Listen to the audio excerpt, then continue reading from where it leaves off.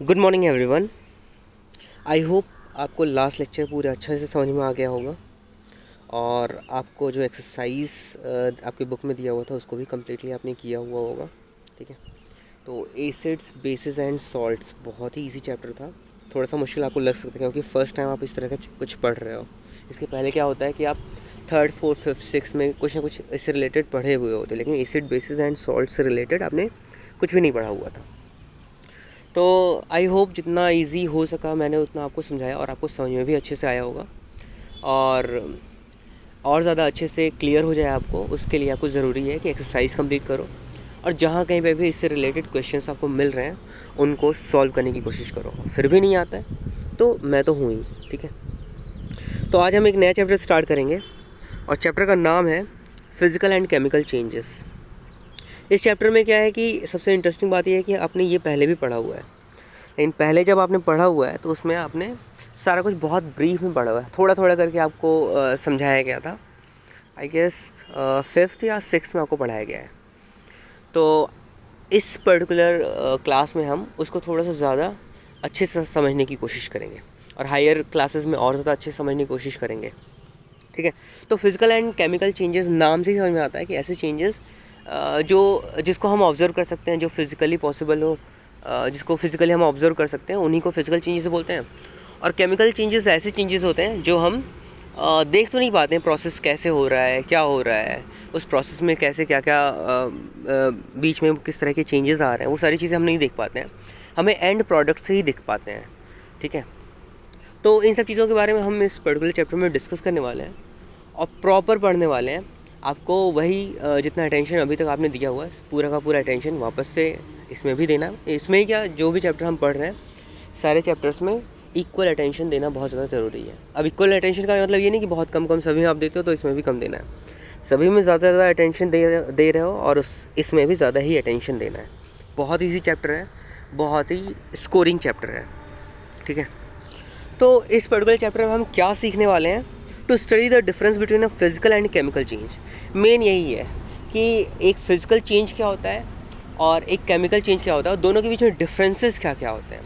ठीक है, हम कैसे बता सकते हैं कि कोई ये वाला जो चेंज शो हो रहा है वो फिज़िकल चेंज है या फिर केमिकल चेंज है, तो उसी को हम फिगर आउट करने की कोशिश करेंगे। ठीक है, बहुत सारे ऐसे मिसकंसेप्शंस भी होते हैं, बहुत सारे ऐसे डाउट्स भी हो सकते हैं इस पर्टिकुलर चेंज को हम क्या बोलें, तो उन सब चीज़ों को हम समझ पाएंगे कि ये पर्टिकुलर जो चेंज है वो फिज़िकल चेंज है या फिर केमिकल चेंज है। ठीक है, तो स्टार्ट करते हैं इस चैप्टर को। सबसे पहला जो टॉपिक आता है, सबसे पहला जो पॉइंट आता है, हेडिंग आता है, वो है मैटर। मैटर हमने क्लास फिफ्थ में पढ़ा हुआ है कि matter is what matter is whatever takes space and have some mass. ठीक है, जो कोई भी चीज़ अगर मास उसके अंदर है और वो स्पेस ऑक्यूपाई कर रहा है तो उसको क्या बोलेंगे, हम मैटर बोलेंगे। तो दुनिया भर में जितनी सारी चीज़ें हैं, चाहे वो हम महसूस कर सकते हो चाहे हम देख सकते हो, उन सारी चीज़ों को हम मैटर बोलेंगे। ईंट की बात करी जाए तो ईंट भी एक मास है और पानी वो भी एक तरीके का मैटर है और एयर भी एक तरीका का मैटर है। क्यों? क्योंकि एयर को अगर आप एक छोटे बर्तन में डाल दो तो उसमें भी पूरा का पूरा स्पेस कवर कर लेता है और एक बड़े बर्तन में डाल दो उसका भी पूरा स्पेस कर लेता है। और एयर में वेट तो होता ही है, आपको कैसे पता? आप एक काम, इसके पीछे एक एक्टिविटी कर सकते हो कि एक बलून लेना है। ठीक है, अब बलून का वेट कितना है एग्जैक्ट पता कर लो। ठीक है, फिर उसके बाद बलून में हवा भरो अपने मुंह से ब्लो करके। ठीक है, फिर वापस उस बलून का वेट नापने की कोशिश करो तो आपको वेट में डिफरेंस दिखेगा। दिस शोज़ दैट कि air consist of some mass. ठीक है, एयर में थोड़ा बहुत मास ज़रूर होता है।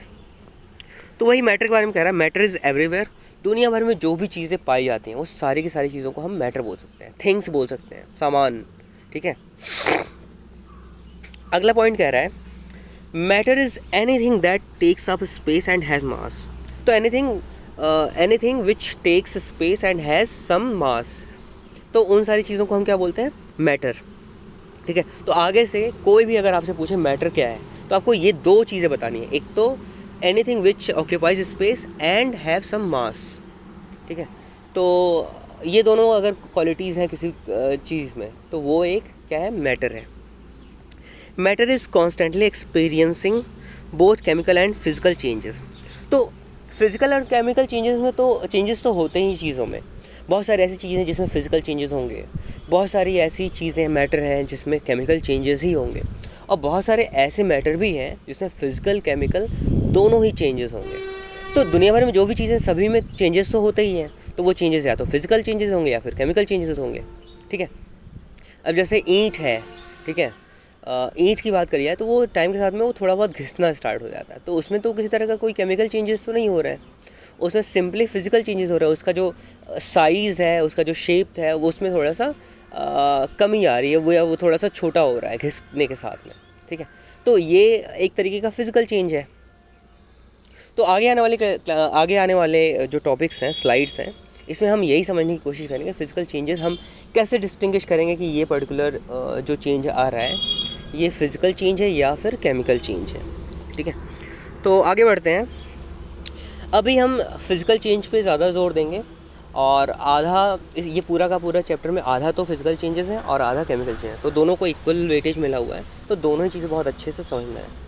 फिजिकल चेंजेस तो आपको पता है, आप जो चीज़ें देख पा रहे हो उन्हीं चीज़ों के बारे में बुक में दिया हुआ है, ठीक है। तो उन्हीं चीज़ों को थोड़ा सा एक स्टेटमेंट वाइज कुछ साइंस के लैंग्वेज में दे दिया है, तो ये तो बहुत ही ईजी है। इन केमिकल चेंजेस तो हम ऑब्जर्व ही नहीं करते हैं, और करते भी हैं तो हमें शायद पता ही नहीं कि वो केमिकल चेंजेस हैं। तो इन्हीं सारी चीज़ों को हम डिकोड करने की कोशिश करेंगे। फिजिकल चेंज में कह रहा है a physical change alters the form of a substance. कोई भी फिजिकल चेंज है वो किसी सब्सटेंस के फॉर्म को चेंज करता है, ऑल्टर करता है, चेंज कर देता है, but does not change it to another substance. ये सब्सटेंस में दुनिया भर के चेंजेस ला देगा, लेकिन सब्सटेंस को पूरी तरीके से बदल नहीं सकता। फिजिकल चेंज की ये सबसे खास बात है क्या, कि जो भी कोई सब्सटेंस है उसके अंदर थोड़े बहुत चेंजेस हो सकते हैं, लेकिन उस सब्सटेंस का किसी और सब्सटेंस में चेंज हो जाना ये फिजिकल चेंज में पॉसिबल नहीं है। तो ये चीज़ आपको क्लियर हो गया कि फिजिकल चेंज में कभी भी एक नया सब्सटेंस हमें नहीं मिलेगा, ठीक है। फिर इट चेंजेस शेप और साइज़, ऑल्टर हो रहा है, ठीक है। चेंज जो ऑल्टर हो रहा है कुछ, उस ऑल्टरेशन में क्या होगा, या तो शेप और साइज़ का चेंजेस हो सकता है या फिर घुल सकता है किसी चीज़ में, ठीक है। It changes phases, freeze, boils, evaporates, condense, phases, या फिर वही बोल सकते हो स्टेट्स में भी इसमें चेंजेस आ सकते हैं। Solid to liquid, liquid to gas, या फिर gas to liquid and liquid to solid, ये सारे चेंजेस हो सकते हैं, लेकिन इससे उनकी प्रॉपर्टीज़ में चेंज नहीं होगा, और उसका जो सब्सटेंस है उसमें एक नया सब्सटेंस कभी भी फॉर्म नहीं होगा, ठीक है। बेस सब्सटेंस वही सेम रह जाएगा। Example, making orange juice. Orange juice कैसे एक फ़िज़िकल चेंज है?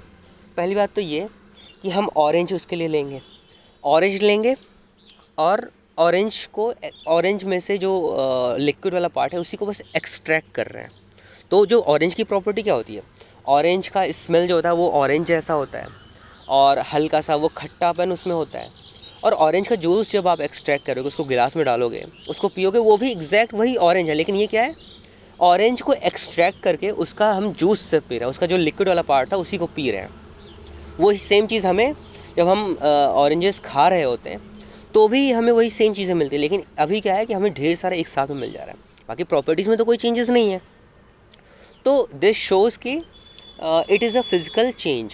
इसमें क्या था कि वो पहले एक किसी सॉलिड फॉर्म में था जिसके अंदर लिक्विड्स ट्रैप्ड थे, अब वो पूरा का पूरा लिक्विड फॉर्म में कन्वर्ट हो चुका है, या फिर जो सॉलिड वाला पार्ट हो गया उसको सेपरेट कर दिया, लिक्विड वाला पार्ट जो था उसको सेपरेट कर दिया, लेकिन प्रॉपर्टीज़ में कोई भी चेंज नहीं है। खट्टा पहले भी था, अभी भी खट्टा है, ठीक है। तो आई होप ये फिज़िकल चेंज के बारे में ये सबसे इंपॉर्टेंट चीज़ें समझ में आई होंगी कि ऑल्टरेशन होता है किसी भी सब्सटेंस में, किसी भी मैटर में, और एक नया सब्सटेंस कभी भी फॉर्म नहीं होता। जो ये बेस सब्सटेंसेस थे उनसे डिफरेंट कभी भी नहीं हो सकता, ठीक है। तो फिज़िकल चेंज का सबसे खास बात यही है। फिर आगे कह रहा है physical changes occur when matter changes it's property but not it's chemical nature. अभी केमिकल नेचर के बारे में तो हम डिस्कस ही नहीं करेंगे, बस हमें यही बात करना है इस बारे में कि केमिकल्स के बारे में बात नहीं हो रही है तो केमिकल चेंजेस नहीं होंगे, सीधी सी बात है। Physical changes occur when matter changes it's property change कर रहा है, मतलब इसमें कुछ शेप में चेंजेस हो सकता है, स्टेट्स में चेंजेस हो सकता है, ठीक है। तो यही मेन तो हमने यही देखा, शेप साइज़ में चेंज हो सकता है या फिर इसके स्टेट में चेंज होता है। सॉलिड फॉर्म में था उससे लिक्विड में चेंज हो सकता है, लिक्विड से गैस में, गैस से वापस से लिक्विड में, या फिर लिक्विड से वापस सॉलिड में। फॉर्म चेंज हो सकते हैं लेकिन प्रॉपर्टीज़ नहीं चेंज हो सकती, ठीक है। तो केमिकल नेचर तो इसका चेंज नहीं होगा। केमिकल नेचर क्या था कि वो वही सॉर टेस्ट था, हमें अभी पता अभी कुछ देर पिछले क्या कहते हैं, पिछला जो हमने चैप्टर पढ़ा था उसमें क्या पता था हमें कि जो एसिड्स होते हैं वो खट्टे होते हैं, और जो ऑरेंज होता है, ऑरेंज भी खट्टा होता है। ऑरेंज के अंदर कौन सा एसिड पाया जाता है? Citric acid. तो जब ऑरेंज जूस हमने एक्सट्रैक्ट किया वो भी सेम साइट्रिक एसिड ही है उसमें था, ठीक है। तो इसमें केमिकल प्रॉपर्टीज़ में कोई चेंजेस अभी तक नहीं आए। Physical property changes could include a change in texture, shape, size, color, order, volume, mass, weight and density। तो ये सारी चीज़ें पहली बात तो आप याद कर लो। अगर इसी सीक्वेंस में अगर आप याद करते हो तो थोड़ा ज़्यादा कन्वीनियंट होगा, या फिर आप ऐसे गिन सकते हो 1 2 3 4 5 6 7 8 9। ये 9 चेंजेस हैं। अगर ये 9 चेंजेस हो रहे हैं तो ज़्यादातर पॉसिबिलिटी यही है कि ये फिज़िकल चेंजेस ही होंगे। अभी भी हम सर्टेन नहीं एग्जैक्टली कि ये अगर ये है तो गारंटी है कि फ़िज़िकल चेंजेस ही होंगे। बस हम ये बोल सकते हैं मोस्ट प्रोबेबली ये फ़िज़िकल चेंज ही होगा अगर इनमें से चेंजेस आ रहे हैं। टेक्सचर में चेंजेस आ रहे हैं, या फिर शेप में चेंजेस आ रहे हैं, साइज़ में चेंजेस आ रहे हैं, कलर में चेंज आ रहा है, ऑर्डर में भी थोड़ा बहुत चेंज आ गया, ठीक है, वॉल्यूम में चेंज आ गया, मास में चेंज आ गया, वेट में चेंज आ गया, या फिर डेंसिटी में चेंज आ गया। तो ये सारे चेंजेस अगर होंगे तो that means most probably chances यही है कि फिज़िकल चेंजेस ही होंगे, ठीक है। तो अभी तक आपको बस इतना ही जानने की ज़रूरत है, और आज आई होप इतना बहुत है। बाकी हम नेक्स्ट लेक्चर में कंटिन्यू करेंगे। यहाँ पे भी देख लो एक बार, ये नीचे जो फिगर दिया हुआ है इसमें क्या है, स्टेट का चेंज आ रहा है ना। पहले वाटर था, वाटर अब आइस के फॉर्म में कन्वर्ट हो गया, तो स्टेट में चेंजेस हुए। बाकी प्रॉपर्टीज तो सेम ही है, ठीक है। प्रॉपर्टी वो भी वापस उसको मेल्ट करा दोगे तो वो वापस से वाटर के फॉर्म में कन्वर्ट हो जाएगा, तो चेंजेस सेम ही रहे। उसमें प्रॉपर्टीज़ में किसी तरह की केमिकल प्रॉपर्टीज़ में कोई डिफरेंस नहीं आया, ठीक है। तो यहाँ पे ये एक फिजिकल चेंज का एग्जांपल है, जो कि क्या दिया हुआ था। अच्छा, यहाँ पे स्टेट नहीं दिया, एक स्टेट भी आप लिख सकते हो, ठीक है, स्टेट भी साथ में लिख सकते हो। तो हो गया टोटल 10 प्रॉपर्टीज़, 10 फिजिकल प्रॉपर्टीज़ हो गई, जिससे हम ये बता सकते हैं कि ये फिजिकल चेंजेस हैं, ठीक है। तो आज यहीं पे ख़त्म करते हैं, बाकी हम नेक्स्ट लेक्चर में मिलेंगे अगले टॉपिक के साथ में। Thank you.